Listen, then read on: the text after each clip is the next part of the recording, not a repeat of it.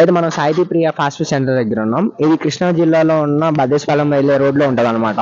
ఇక్కడ monthly income ఎంత మనం ఆయన వేతనాన్ని కనుక్కుందాం. ఇక్కడ చూస్తే ఆయన ఫ్రైడ్ రైస్ చేయడం మొదలెట్టేశాడు. అది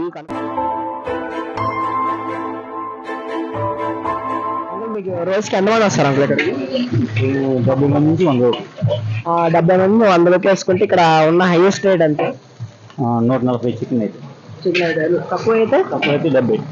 కి 70 నుంచి 100 ప్లేట్స్ వరకు సేల్ అవుతాయి. దాంట్లో మనం అప్రాక్సిమేట్ గా 70 ప్లేట్స్ అనుకుంటే ఇక్కడ హైయెస్ట్ రేట్ వచ్చేసరికి 140, అలాగే లోయెస్ట్ రేట్ వచ్చేసరికి 70 రూపీస్.